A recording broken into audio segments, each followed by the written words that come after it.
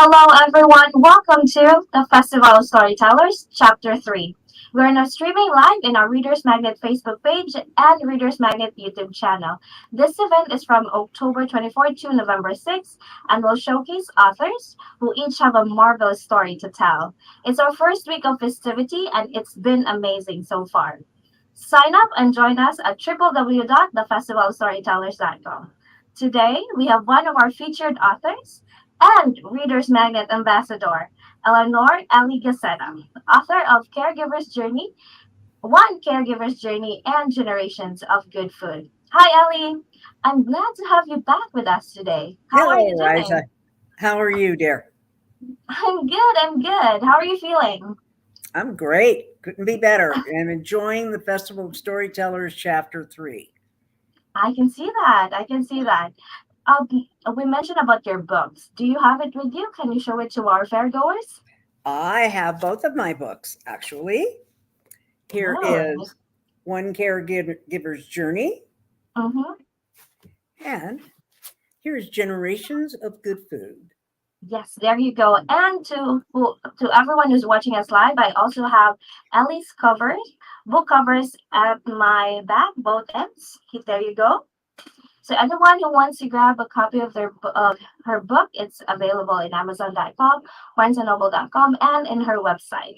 So Ellie, your books are from two different genres. One Caregiver's Journey is about your experience taking care of your mom, while the other one, which is the Generations of Good Food, is about your family's history told through your recipes. Yes. So, what and how did you decide to jump from one genre to another? It was kind of an accident, to be honest with you. I wrote One Caregiver's Journey over a period of 9.5 years while I cared for Wow. my mother here in my home. It is essentially a journal. I refer to it as a snapshot of the realities of the changes and challenges of being a caregiver, a full time caregiver. Um, and after my mother passed away, and I was in the process of remodeling my house, and I was in the process of just trying to reintegrate back into a world that had passed me by, winter came, and it was a weekend that it was bitter cold and snowing, and I decided that I was going to paint my pantry. And when I got up on the ladder and found all of her cookbooks, gave me an excuse not to paint, but to carry her cookbooks to the dining room table. And I hand wrote out 200 of her recipes. I didn't realize how many I had. And then I had it put into a binder and I gave it to her granddaughters, her great granddaughters, and some of her special nieces. And sometime after that, they all decided that we should print it. And so we published it, and I was in the process of publishing it with Reader's Magnet when it was suggested that I try to tie the recipes back to my caregiving book and back to my family. And so I went back and my recipes were all handwritten, so I had to put them in the computer anyway. So that's how they got all the stories. Each of the recipes, most all of the recipes have a story that relates to my family. So I kind of jumped from genre to the cookbook, from the memoir to the cookbook, kind of by accident. That's a happy accident then, if Yeah, that's the case. yeah, It is a happy accident. And I remember there are pictures in your cookbook which made it extra special because it yeah, has your history in it. You have pictures yeah. of your family way back. So it's very, very interesting cookbook, as I can say. It's not all cookbooks has that. So I believe it's everyone was gonna, love it and would love to ship, try one of your recipes. Well, I hope And so. I I'm hope sure of so. that. And speaking of the connection of two books, what can you say is the connection of the two books aside from yourself as an author? What other connections that you can say Well, or relationship? the connections are that they are both related to my mother. That Mhm. I think would be the the primary connection is that the first book is about my taking care of my mother before she passed away at the age of 102 in my home. And then the cookbook is pretty much about her and her family, and there are recipes in there that are from family, friends, and my nieces and my relatives. But the connection, the underlying connection in both of those books is to try to develop a legacy for my mother. Wow, that's pretty awesome. I'm sure your mother is watching you smiling from above and is very proud of you for We can able only to hope. write. I'm sure definitely of that. Can only And hope. since you have mentioned it's a happy accident, oh, I wanted to know if you had any challenges of writing from one genre to another.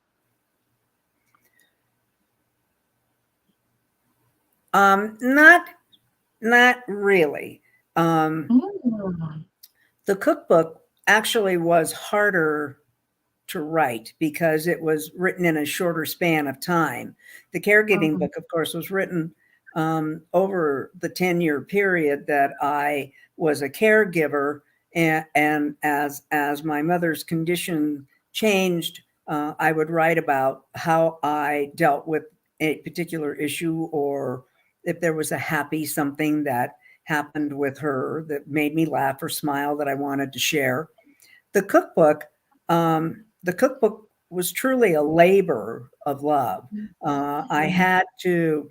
What happened with the cookbook was, as I was typing the recipes from the handwritten book that I had put together for my nieces into my computer so that it could be published, I would find that there were small errors. And the very first recipe I put in, I was typing the instructions, and the instructions said saute the garlic. And I thought, well, there's no garlic in the recipe.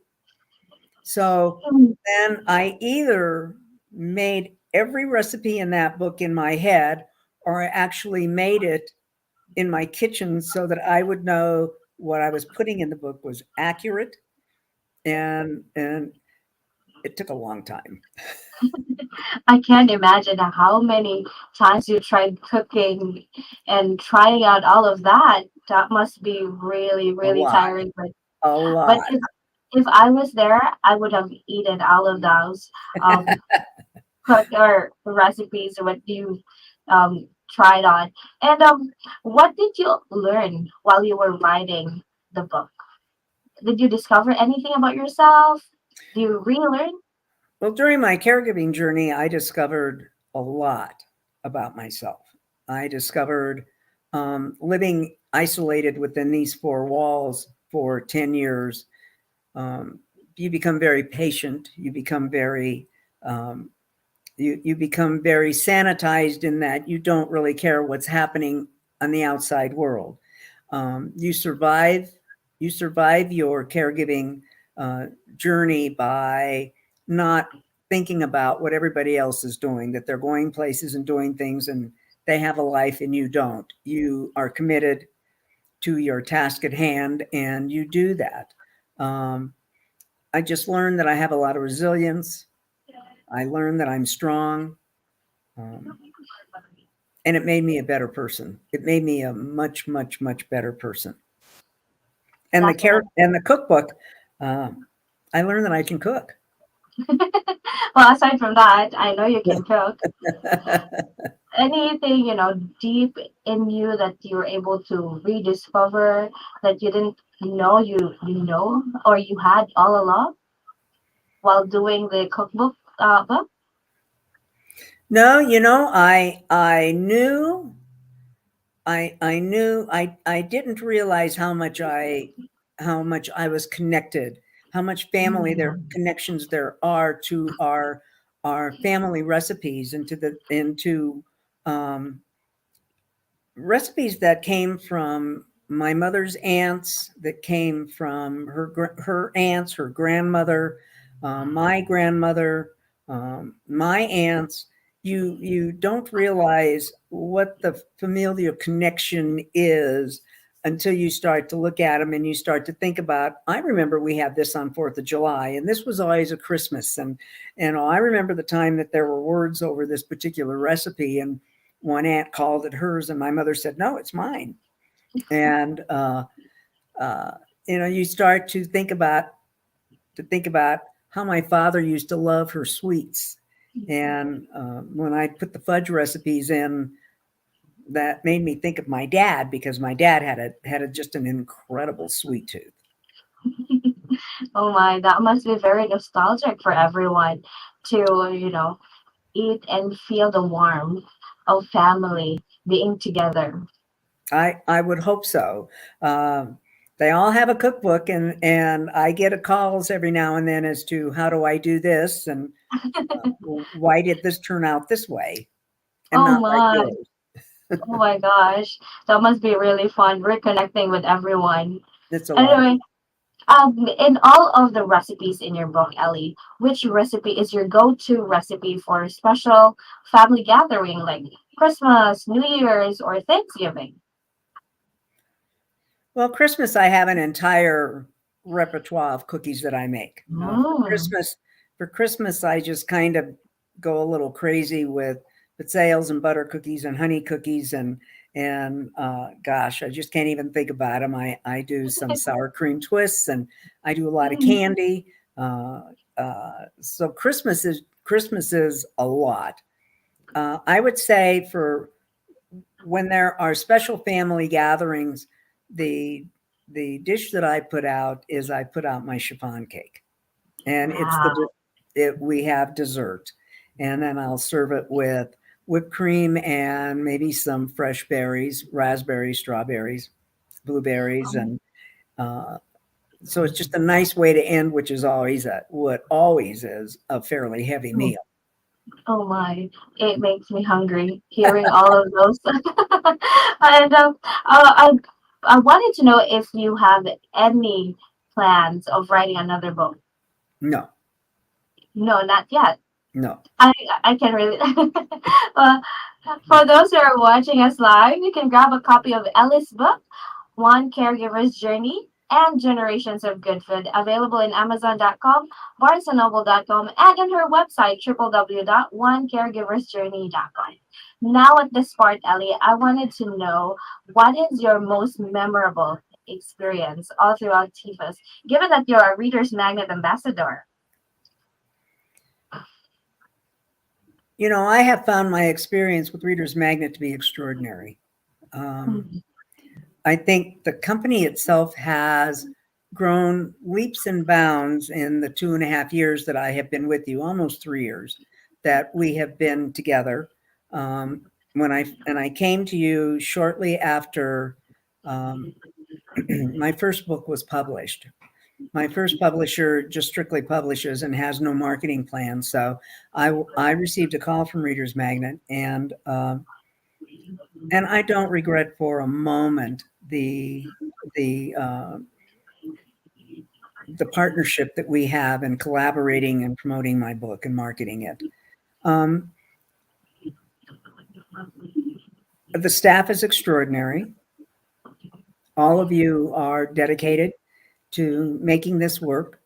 All of you are excellent in your jobs, and for that, I commend your management. I commend your staff.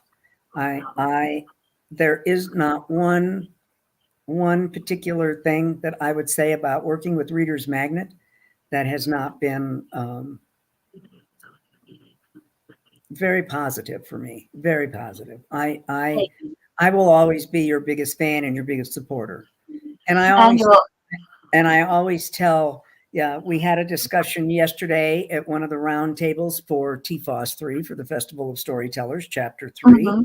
Um, and the comment that I made is what sets Reader's Magnet apart, the two things that set Reader's Magnet apart from other vanity publishers or self-publishing companies such as yours is your management demands integrity and honesty of the staff. And that to anybody should be paramount. And the second thing is Reader's Magnet has a fulfillment department. which means you have a staff that is dedicated to making sure that the books are published, that the radio interviews take place, that this occurs, um, and they just take care of their authors. And so I don't think I'm going anywhere anytime soon. Thank you so much for the kind words, Ellie. It was always a pleasure working with you, Ellie. And I mentioned earlier you're a Reader's Magnet ambassador, and this is your third, the Festival of Storytellers. Um, you are also known for your famous Alice 8. So in your previous session with Alice 8, or your any live session, can you share to our fairgoers, especially those who are first timers in the Festival of Storytellers, what is your tips? What are your famous Alice 8 in doing interviews, author of the hour, and live sessions? Well, here we go. Here we go. Um, if you're new to the Festival of Storytellers, if you are an author, one of the 70 authors participating in this Festival of Storytellers, Chapter 3, here we go. Plan your booth. Plan your booth, the content, make sure you have your videos, make sure your biography is what you want it to be, make sure you let fairgoers know your social media presence. Your booth is your stamp, and your booth is where you will live stream from. It's where people will peruse what you have, and they can even buy our books from the booth. Number two, participate in the roundtables. Participate in the discussions, whether you're an author or a reader. Participate, meet other authors, meet other fairgoers, share your ideas, share your experiences.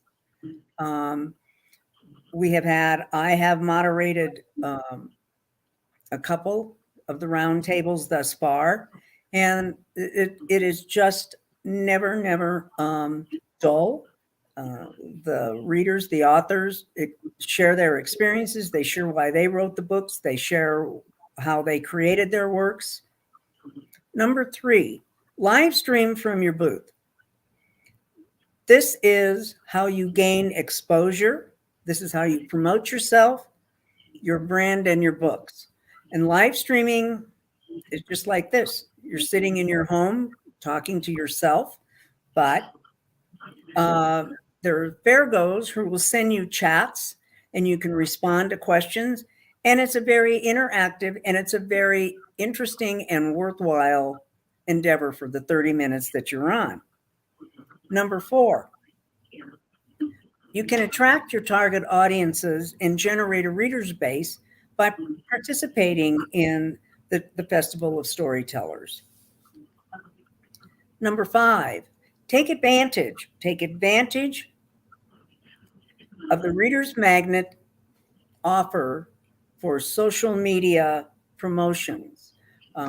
Digital marketing is where it is today. Take advantage of the social media promotions. Number six, the Festival of Storytellers interviews such as this are a perfect time to be up close and personal. You gain exposure, you gain promotion, and you let the world see who you are, and they get to see your persona, your personality. And it's a way that they might think they'd like to read your books. They might think that they would be interested in knowing what you have to offer. Number seven is Reader's Magnet places all of these interviews on their Facebook and YouTube channels, which means they're out there, and the viewing public can click on them at any time, and they can learn about us. And number eight is probably the most important, and it's the win-win for all of us authors. And that is the Festival of Storytellers is dedicated to authors. It's not dedicated to Reader's Magnet as a publisher. And it's a perfect example of digital marketing in this day of social media. But unlike other virtual book fairs or even in-person fairs where the the note is for the publisher. The boots are for the publishers. This is for us. This is for us. And Reader's Magnet should be commended for showcasing the authors. And that's Ellie's eights. Wow, that's a lot. I'm sure those who are watching us live, those who are new to the Festival of Storytellers, are taking down notes because those are very important points from Ellie, and those are one of the things that you have to think about and plan ahead to really maximize your time during the festival because there's a lot. It reaches a lot of audiences, right, Ellie? There's a huge audience that we have, and it was it was something that everyone should consider and Yes, be very, be absolutely. very mindful of writing down and planning everything because it doesn't happen every day. It's Right, just right. seasonal, so grab the chance to showcase yourself and your book. Yes, So thank you for spending your time with us, Ellie, and sharing your Ellie's Aid today. It was a very enjoyable talk. I I didn't even think so. notice the time. I didn't notice the time. Thank you so much. There Thank you you, go. Riza. Thank you, Riza. Everyone. Anytime, anytime, Ellie. There you go, everyone. Eleanor Gaccetta, author of One Caregiver's Journey and Generations of Good Food. You can grab a copy of her book, available in Amazon.com, BarnesandNoble.com, and in her website, www.onecaregiversjourney.com. Again, And Ellie, thank you and so much. and follow me on Instagram. Follow There you me on go. Instagram at Gaccetta Eleanor. Perfect. There you go. One of Ellie's eight, your social media presence. Yes, Thank you, ma'am. Ellie. Thank you, Thank you, Ellie. Riza.